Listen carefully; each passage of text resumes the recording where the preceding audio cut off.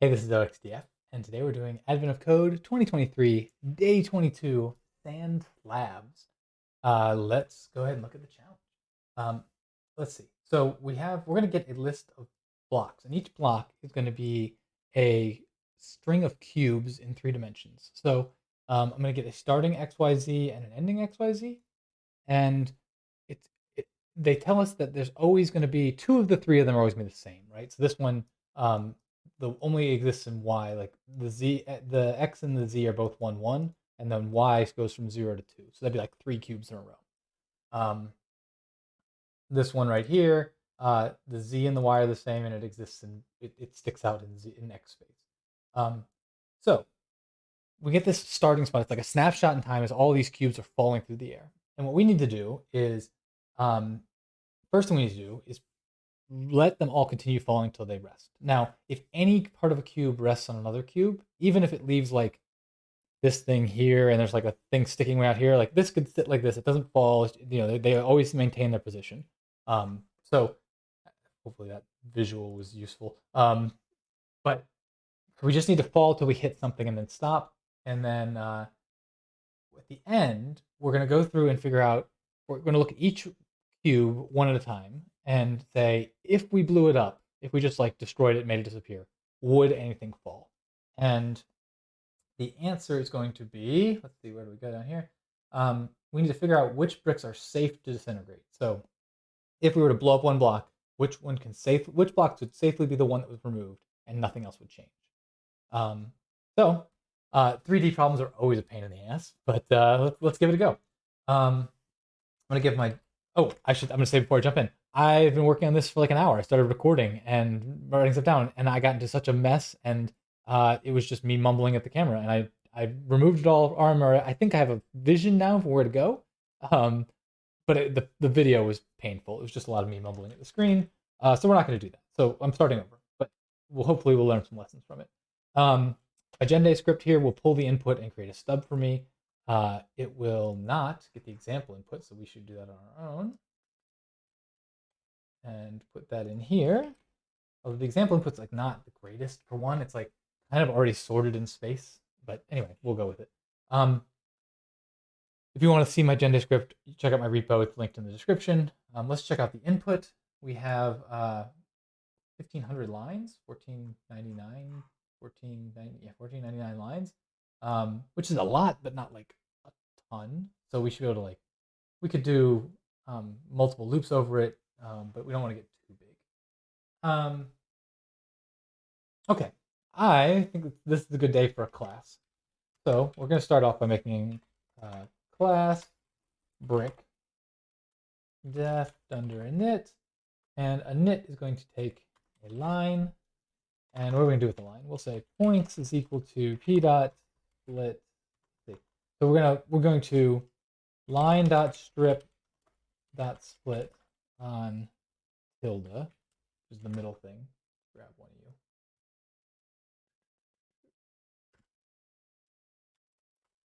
Okay, so we're going to split on the tilde, and then for each of those, so we'll say like p for p in, we're going to split that on comma, split on comma, and that'll give us 2 points. Now I want to sort these points so that the z value. I care about where they sit in space, right? So I want to make sure I always have the lower point first. I don't so much care about the x and y. We'll deal with that separately. But for now, I'm going to say p1, p2 equals sorted points p equals lambda x or lambda p, and then we're just going to say int of p2. So what this is going to do basically is we're going to take these 2 points, we're going to sort them with the key being the third item in the point. So like this 9 or this 9. Now a lot of times it's going to be the same, so it won't change anything. This was the source of a huge. I spent 40 minutes probably trying to do this when I didn't do int here. I just did sort on this, and that was causing 11 to come before 9, and everything else assumed that these things were in order so that I could drop them and they could fall and blah blah blah. And this was that, so I lost a lot of time on that. Not interesting time. That's why it's gone. But now we can continue. So I'm going to say self.x1, comma self.x2, y1, comma self.z1 equals p1, right? Let's see. We want to make that those are strings now, so we want to list map. Maybe I should do this here. Maybe that's the answer. List map int on these things. Now I get ints, and now I don't have to worry about this. This is now integers. That's nice. I like that a lot. Okay, so now I can say p1 and paste this and make this p2. I could alternatively just keep self.p1 and self.p2, but then every time I have to refer to a z, I'm gonna have to do a p2 colon bracket 0, 3, or 2, blah, blah, blah. It just feels crazy. I'll put a check in here just to, I wish I'd done this the first time. Self.z1 is less than or equal to self.z2. So now that just guarantees that'll happen or I'll get an error. That looks good for now. So we have a brick. We're gonna need more functions clearly, but for now that'll work. So let's go. We've got our lines. We'll say bricks equals, and we can just do a line for line in lines. And now we can just do brick of lines. Now we're gonna have a list of bricks. Now I'm gonna want to sort these. I'm gonna want to sort them by the lowest z. So we'll say sorted like that, comma key equals, and then we'll do another one of these lambda functions where we get a point, we get a brick, and we want to sort by b dot z1, the lowest z. All right. So now we know these things are sorted in space by the lowest z, and that'll be critical for how we map over them. Let's actually check that, see how it works. So Python data minus I example text. So now we should be able to say bricks, and that is not useful at all. Let's see. We need a repr. So what is a repr? What is that? Oops, reduce. REPR. There we go. Self.string, and we will just return. We need a pretty string here, so this is a brick.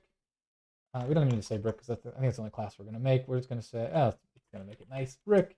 Actually, we'll do self.x1, self.y1, self.z1. And this is kind of I'm making this a tuple, but then when it prints, it's going to look nice. So I can do that, comma, and then do the exact same thing with 2. Our point will show us our 2 things. And now it should print nicely. We should put a close here on that so it looks nice. We will get out of that, do this again. Sweet. Okay, now we have bricks. We have them sorted. We have, let's see if we pull up the example. This looks like the first brick. This looks like the second brick. I think we're looking good. Okay. So next thing we need to do is have the bricks fall. We want to let them continue falling. So let's come here. Bricks fall. So how are we gonna do it? We're gonna say for I comma brick and enumerate bricks. Now we're gonna start. What we need to do now is look at all the bricks that could potentially be under it. So we're gonna say for other in bricks, and now we just want to go up to I. Right? No, yeah, up to I. So we don't need to get the current one. We need to get all of the other bricks that are below. All the bricks that are below it. Okay, that's fine. Now we can say if brick dot overlaps other, we're gonna need to write that function. But so if the bricks overlap in the XY plane, that's what the overlaps function will check. Then what are we gonna do? We're gonna track. Okay, so we need to start up here for this brick. We'll say floor equals 1. So the lowest it can go is 1. That's where the floor is. I guess the floor is at 0, but it can go to 1. That means so now floor equals max of floor, comma, other dot z2. So that's the higher z of the other one that they overlap, plus 1. Because if the other one goes from 1 to 3, then this one's going to stop at 4. So now, once we go over all the other bricks, we can say fall distance is equal to brick dot z1 minus floor. And then we can say brick dot z1 minus equals fall distance, brick dot z2 minus equals fall distance. So now we've fallen. Okay, so now just at the end here, we're going to sort our bricks again. So we're going to say bricks dot sort p equals lambda on a brick and 3.z1. So we're going to sort so that we have the lower ones at the bottom again. I don't know if that I don't know if we have to do that or not, but it makes sense to me to sort of keep them in a sort of. Now, what we're going to do now is we're going to go over. Oh, sorry, no, we're not. We're going to make our overlap function. So let's come here. We do def overlaps self other turn bool. So how do we check if things overlap? Well, they're going to overlap if the lower of the two low x's is less than, sorry, the greater of the two low x's is less than the lower of the two. Let's return. If this was just in 1D, right? We would say max self.x1 comma self other.x1. So we get the bigger of the starting values is less than or equal to min self.x2 other.x2. So we're going to say if the lower of the starting values is the lower of the bigger of the starting values is less than the smaller of the ending value. Does that make sense? Yeah. So if let's see, we need to I guess we can use like that. So if something goes, if one of them goes from 7 to 9 and the other one goes from 8 to 10, then the lower, let's see, so let's split this right. Where are we? Okay, so the larger of the two of 7 and 8, so that's if 8 is less than or equal to the smaller of these two, so 9. And so in this case, that will return true. If ones that don't overlap, so if we had, let's try, what if we did 7 to 9 and 10 to 12? So then the larger of the starting values, 10, is less than or equal to the smaller of the ending values, 9. That is not true, so there's no overlap. So that's how we can check overlap in 1D. And to make that into 2D, we're just going to do the y has to also be true. So let's close this, get ourselves some space. Max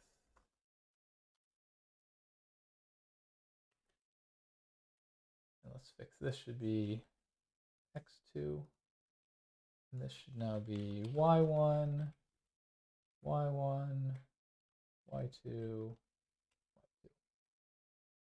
Sweet. Okay, so that is all we need to check overlap. So now this should be good. We can run this just to make sure we don't get any errors. We don't. Let's run it with input just to make sure it's not taking too long. Okay, it doesn't take too long. That's good. All right, so now what we're going to do. Now we're going to go through and we're going to make a list for each brick. We want to know which bricks it supports and which bricks support it. And that having both those things will make it really easy to look at what destroying bricks and what supports what. So we're going to back up here and we'll do self.supports equals a set. And we can do self.supported by equals a set. And now we're going to loop over and do this. So we say we have to go through each brick and we're going to go through each brick below it again. So we'll do the same thing. So we'll do for I in I comma brick in enumerate bricks. Now this time we'll say for other in bricks up to I. So we're just going to look at the ones that are below it because those are the ones that could support it, right? So if brick dot overlaps other, and what else do we need? So we need them to overlap, and we need other to be right below it, right? So we're going to say other.z2, the top of other, is equal to brick.z1 minus 1. And that would tell me that the one is sitting right on top of the other. And if both those things are true, they overlap and they're right sitting on top of each other, then we can say brick.supported by .add other and other.supports .add brick. And so now we got both directions, we can see that. And so if we run this, we could look at like bricks sub 0 dot supports. Bricks sub 0 supports nothing. Oh, that doesn't sound good. Supported by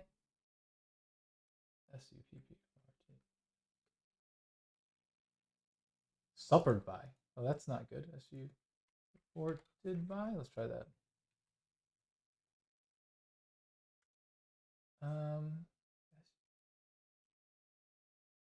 How about I spelled it right here too? All right, that doesn't feel good. We're not. We've I've clearly made a typo in here somewhere. Bricks and bricks. For others and bricks. Yeah, this is good. Bricks overlaps other and other.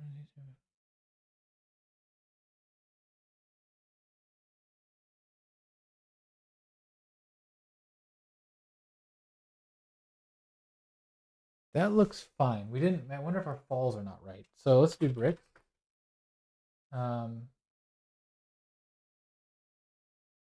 Definitely got bricks falling into 0, which should not be allowed, right? 1 is the lowest it should ever go. Definitely made a mistake somewhere in our function here.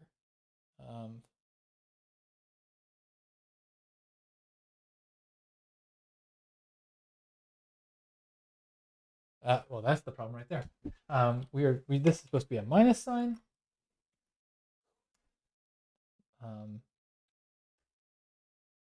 That looks better. Let's see, bricks. Okay, brick 0 supports 2 things. I think that was intended. That looks better. Brick 1 supports 2 things.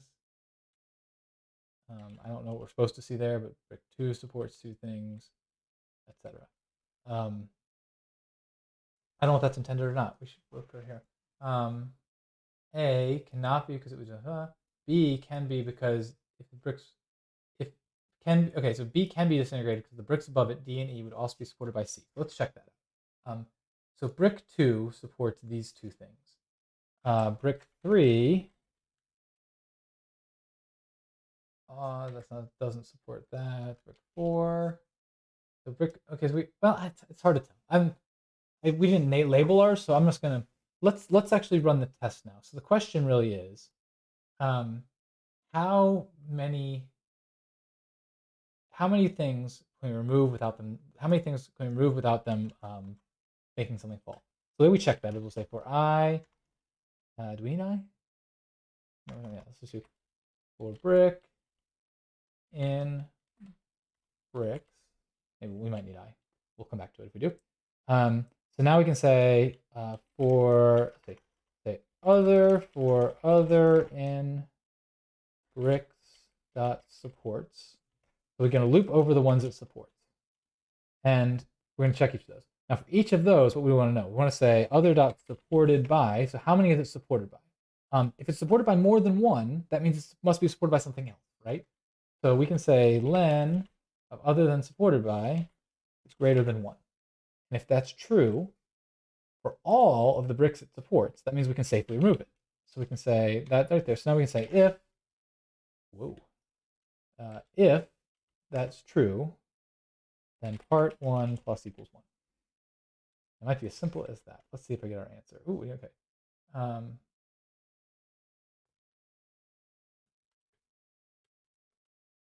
Try that again because that's you see so I had bricks dot supports, which is not right. Let's get rid of this I. 5. Is that our answer? 5. All right, let's see what happens if we do it with input. 512. Sweet. All right, I'm going to pause this and read part 2. Okay, so now what we need to do is basically go over every brick. Start fresh for each brick. And for each brick say, if I blew up this brick, how many other bricks would fall? So if A fell, then 6 other bricks would fall. If F fell, one other brick, G, would fall. So it's important. I guess we don't count A and F there. And I think because we have to set this up, this isn't going to be too hard. Let's see. So we will come here, part 2.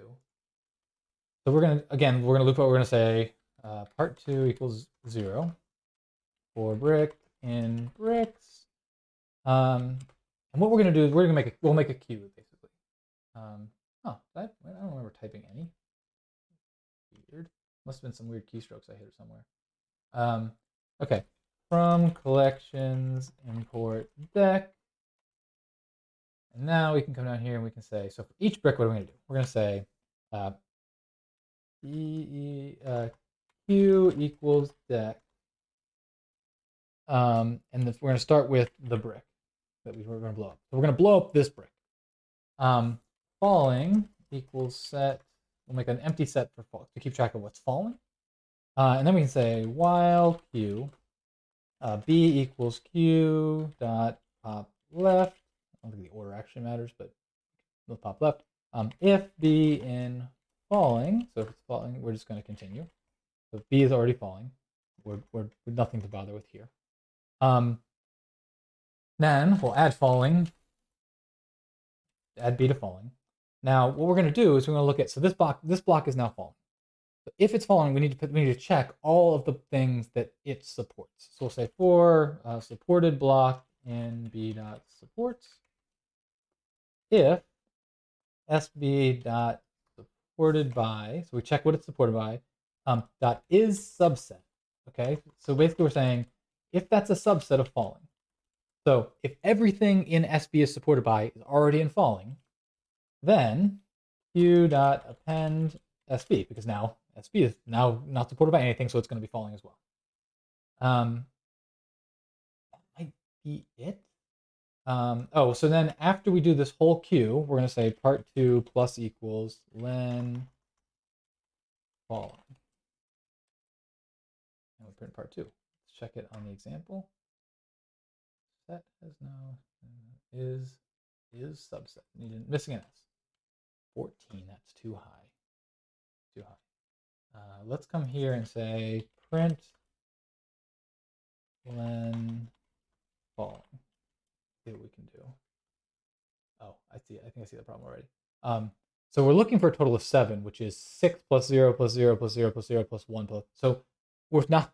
I said this even when I read the problem. We're not supposed to count the original one, and we put the original one in falling because it's removed, so it's not supporting anything. But we just need to remove len minus 1. That should fix that. 7. 98,000. See if we're right. Boom. Awesome. Another problem that was so easy to make little mistakes in, and I think I told you I was floundering making a mistake for close to an hour. But once you can wrap your head around it, it's not that hard to manage. You just have to break it into pieces and handle it. I think the most challenging part is the thing that got me again was this sorting this as strings and not integers, and just it was difficult because it didn't screw anything up in the example, because the example didn't have anything big enough where there's multiple digit strings. But then when I got into this 1500 thing block, figuring out which ones were out of order was a cluster. So good challenge. Thanks for hanging out with me today, and I should be back tomorrow with another one. So talk to you then. Bye.